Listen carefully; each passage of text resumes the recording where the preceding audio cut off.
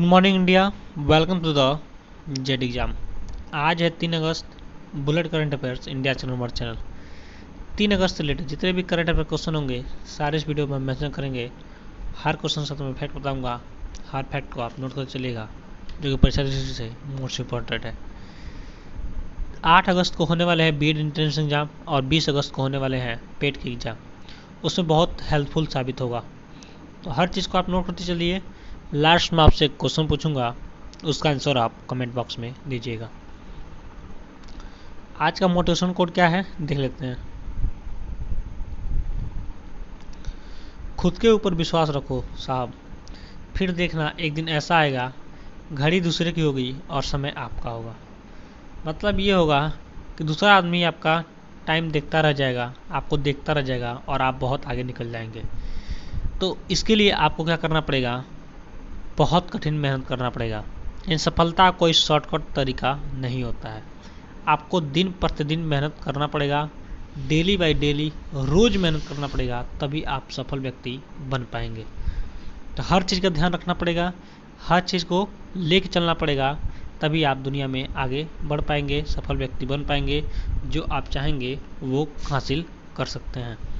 तो टाइम का ख्याल रखिए, टाइम को उपयोग करिए अच्छे से, टाइम का अच्छे से निर्वहन करिए और अपना 100% दीजिए उसमें, तभी आप सफल व्यक्ति बन पाएंगे। चलिए,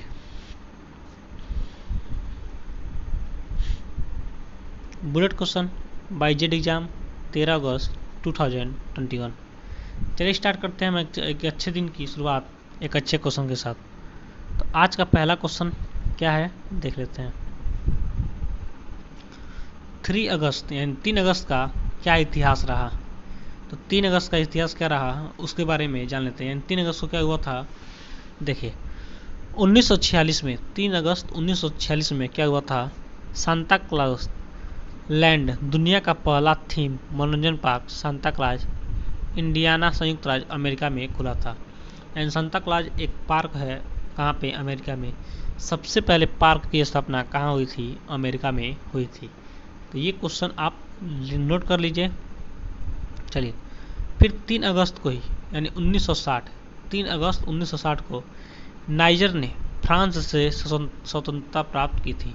नाइजर एक क्या है, कंट्री है जो कि फ्रांस से क्या की है, स्वतंत्रता प्राप्त की थी। कब, 1960 में 3 अगस्त के दिन। 3 अगस्त को ही 1960 में फ्रांस से नाइजर स्वतंत्रता प्राप्त की थी। चलिए नेक्स्ट में बढ़ते हैं। वाइस एडमिरल किसने संभाला नौसेना स्टाफ के उप प्रमुख का कार्यभार।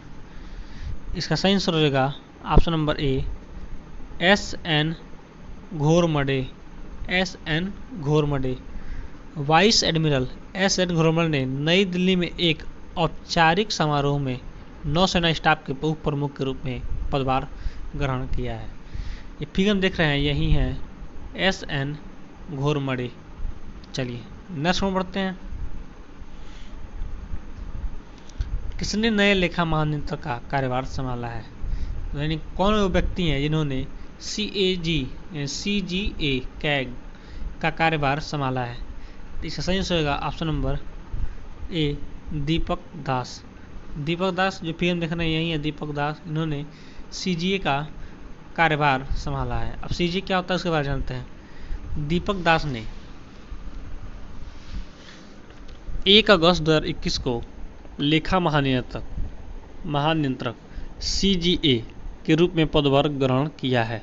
CGA का कार्यभार संभालने के लिए से पहले श्री दास केंद्रीय प्रयत्न कर बोर्ड के central board of director taxes CBDT के प्रधान मुख्य लेखा नियंत्रक principal chief council of account के रूप में कार्य किया है। तो इतना इनकी उपाधि है, ये इस पद से ये सेवानिवृत्त होकर यहाँ आए हैं। तो इतना सारा चीज़ आप नोट कर लीजिए। नेक्स्ट में बढ़ते हैं। अगस्त 2021 के लिए संयुक्त राष्ट्र सुरक्षा परिषद UNSC की अध्यक्षता किस देश को सौंपी गई है। इसका सही आंसर होगा option number A, Bharat.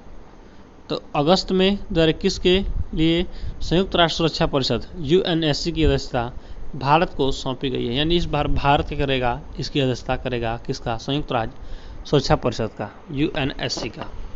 Next में बढ़ते हैं। म्यांमार में सैन्य तानाशाह ने देश में आपातकाल की सीमा का सन 2023 तक बढ़ाकर खुद को प्रधानमंत्री घोषित कर दिया है। सैन्य तानाशाह का नाम क्या है, यानी वो कौन व्यक्ति है जिन्होंने 2023 तक शासन बढ़ा दिया है, खुद का प्रधानमंत्री अपने आप को घोषित कर दिया है। ठीक है, तानाशाही वहाँ चलता है। तो उनका सही नाम हो जाएगा, सही आंसर हो जाएगा option number A, general mean आंग लाइंग। जनरल मीन आंग लाइंग। नेक्स्ट में बढ़ते हैं। किसने टोक्यो ओलंपिक में महिला बैडमिंटन में कांस्य पदक जीता है? फिर हम देख रहे हैं, इनको आप पहचान सकते हैं। सही आंसर होगा option number A, PV Sindhu ने। तो एक और क्या नाम है, एक और मेडल आया था रजत पदक, तो उनका नाम आप कमेंट बॉक्स में लिखिएगा कि वो कौन व्यक्ति थे जिन्होंने एक मेडल जीता था अभी हाल ही में। और ये पीवी सिंधु ने भी क्या किया है, बैडमिंटन में कांस्य पदक जीत लिया है। Asia Indian badminton player PV Sindhu ने 1 अगस्त 2021 टोक्यो ओलंपिक में महिला एकल स्पर्धा में चीन की बिंग जियाओ को हराकर कांस्य पदक जीत लिया है। ये चाइना वाले के नाम ही बहुत टेढ़े होते हैं, तो इनको इन्होंने हरा कर क्या किया है, ये कांस्य पदक जीत लिया है। बात ये चाइना की थी, चाइना के बारे में जान लेते हैं। चाइना का कैपिटल कहाँ हो जाएगा, बीजिंग। चाइना की मुद्रा हो जाएगी रैन बिनपी। चाइना के प्रेसिडेंट हो जाएंगे सी जिनपिंग। एक और क्वेश्चन, चाइना में सबसे बड़ा संसद है, तो उसके बारे में भी आप नोट कर लीजिए। वहाँ पे 32,000 के आसपास सदस्यगण है उस संसद में। चलिए नेक्स्ट में बढ़ते हैं। देखिए बात है म्यांमार की, तो म्यांमार को देख सकते हैं फिगर में कहाँ पे है। तो ये रहा आपका इंडिया के जस्ट बगल में बर्मा यानी म्यांमार। ठीक है, चलिए पहले नाम उसका बर्मा था, अब उसका नाम क्या है, म्यांमार। नेक्स्ट हम बढ़ते हैं। कहाँ के ऑलराउंडर इसुरु उदाना का अंतर्राष्ट्रीय क्रिकेट से संन्यास ले लिया है? इसका सही आंसर होगा ऑप्शन नंबर बी, श्रीलंकाई। श्रीलंकाई खिलाड़ी ने क्या किया है, ऑलराउंडर हैं ये, इन्होंने संन्यास की घोषणा कर दी है।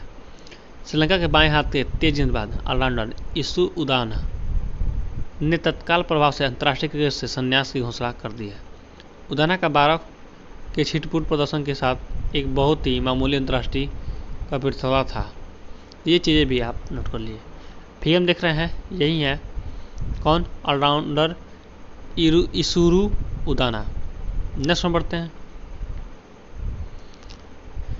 देश का पहला API उद्योग कहाँ खोला जा रहा है, जहाँ दवाइयों का साल्ट तैयार किया जाएगा? इसे सही आंसर होगा ऑप्शन नंबर ए, सोलन के फ्लासडा। अब ये क्या है जान लेते हैं। राजधानी कहाँ हो जाएगी, हिमाचल प्रदेश की शिमला, यानी हिमाचल प्रदेश में ये जगह है, तो राजधानी हो जाएगी शिमला। दूसरी राजधानी कहाँ हो जाएगी, धर्मशाला। सबसे बड़ा शहर हो जाएगा शिमला। जिले कितने हो जाएंगे, 12। राजभाषा क्या हो जाएगी, हिंदी संस्कृत। गठन कब हुआ था, 25 जनवरी को। राज्यपाल कौन है, राजेंद्र विश्वनाथ आलेकर। मुख्यमंत्री कौन जाएंगे, जयराम ठाकुर। तो इतना सारा चीज़ आप नोट कर लीजिए हिमाचल प्रदेश के बारे में। बात है हिमाचल प्रदेश की, तो देख लेते हैं फिगर में हिमाचल प्रदेश कहाँ पे है। तो ये रहा आपका हिमाचल प्रदेश।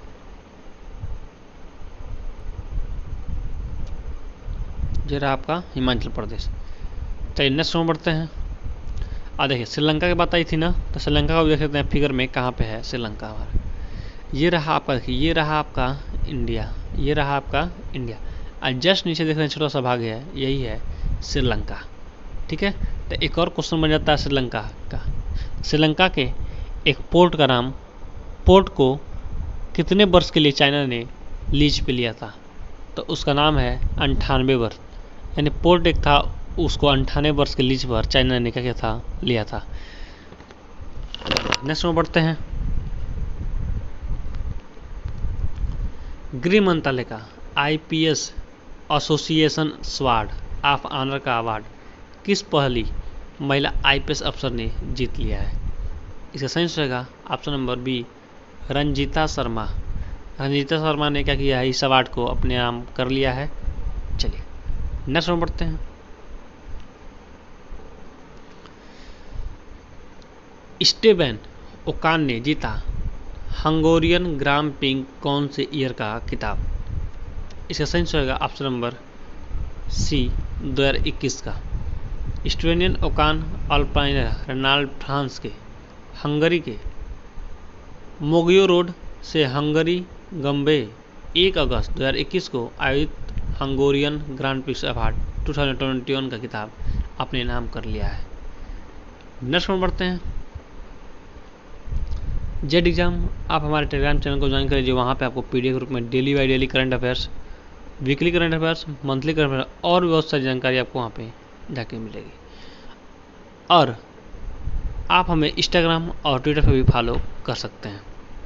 नेक्स्ट में बढ़ते हैं। किस लेखी ने G20 संस्कृत मंत्रियों की बैठक में भारतीय प्रतिनिधित्व का नेतृत्व किया है? इसका सही आंसर होगा ऑप्शन नंबर ए मीनाक्षी ने। मीनाक्षी ने क्या किया है? भारतीयों का प्रतिनिधित्व किया है किसमें? G20 संस्कृति सम्मेलन में। भारत की संस्कृति राज्य मंत्री मीनाक्षी लेखी। भारत की संस्कृति राज्य मंत्री कौन है? मीनाक्षी लेखी ने भारत सरकार की ओर से G20 संस्कृति मंत्रियों G20 कल्चर मिनिस्ट्री की बैठक में भाग लिया। 2 स्तरीय बैठक की मेजबानी करने वाली इटली ने 29 जुलाई और 30 जुलाई 2021 में G20 की पल चल रही आपातकालीन दौरान के साथ क्या की थी? अध्यक्षता भी की थी। तो ये चीज़ें भी आप नोट कर लीजिए। यही है मीनाक्षी, पीएम देख रहे हैं, यही है मीनाक्षी। इन्होंने ही क्या किया है? ये संगीत मंत्री हैं, तो इन्होंने ही क्या किया है? अध्यक्षता की है G20 की। चलिए नेक्स्ट में बढ़ते हैं। भारतीय महिला हॉकी टीम ने किस टीम को 1-0 से हराकर पहली बार ओलंपिक के सेमीफाइनल में जगह पक्की कर ली है? इसका सही आंसर होगा ऑप्शन नंबर ए ऑस्ट्रेलिया। तो ऑस्ट्रेलिया को हराकर क्या की है? सेमीफाइनल में जगह पक्की कर ली है। तो इसका सही आंसर हो जाएगा ऑप्शन नंबर ए ऑस्ट्रेलिया। फिर हम देखते हैं ऑस्ट्रेलिया कहाँ पे है। ये रहा वर्ल्ड का नक्शा और ये रहा आपका ऑस्ट्रेलिया, ये रहा आपका इंडिया और ये क्या है आपका? इसका आंसर आप कमेंट बॉक्स में दीजिए, ये कौन सा देश है। तो चलिए नेक्स्ट में बढ़ते हैं। विश्व मास्टर स्वर्ण पदक विजेता किसका निधन हुआ है? इसका सही आंसर होगा option number A Man Kaur का। Multiple world master championship gold medalist और multiple Asian master championship medalist athlete 105 वर्षीय मान कौर का निधन हो गया है। उन्होंने दौड़ना शुरू किया और 2007 में चंडीगढ़ मास्टर एथलेटिक्स मीट में अपना पहला पदक जीत लिया है। फिर हम देख रहे हैं, यही है मान कौर। इन्होंने ही क्या किया है? इनका निधन हो गया हाल ही में। तो ये चीज़ें भी आप नोट कर लीजिए, इनके लिए क्वेश्चन एक इम्पॉर्टेंट हो जाता है। चलिए, किसने लॉन्च करेगी, कौन लॉन्च करेगी ERUPI ई रूपी डिजिटल भुगतान समाधान? इसका सही आंसर होगा ऑप्शन नंबर बी प्रधानमंत्री नरेंद्र मोदी। हमारे प्रधानमंत्री नरेंद्र मोदी। अब प्रधानमंत्री को के बारे में अच्छे से जान लेते हैं। देश के प्रधानमंत्री नरेंद्र मोदी को योजना मंत्री भी कहा जाता है। एक और क्वेश्चन, नीति आयोग के नेशनल इंस्टीट्यूशन वाला नीति आयोग के अध्यक्ष भी हैं प्रधानमंत्री।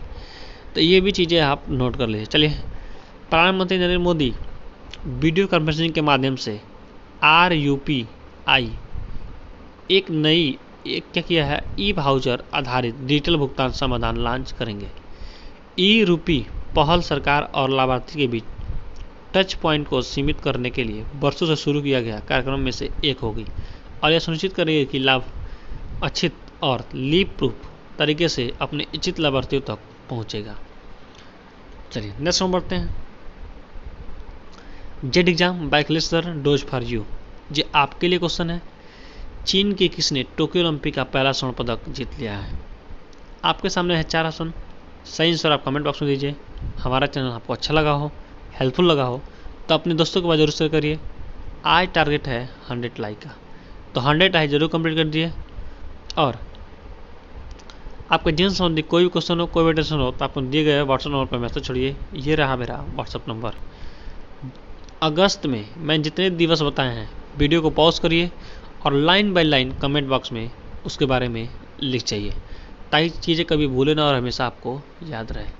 तो ये जरूर कंप्लीट करिए, तभी आप सफल व्यक्ति बन पाएंगे। मेहनत करिए, दिलो जान से करिए, पूरा अपना 100% झोंक दीजिए, पूरा टाइम उसमें गंवा दीजिए, तभी आप आगे बढ़ पाएंगे। Thanks for watching. आपका दिन शुभ हो।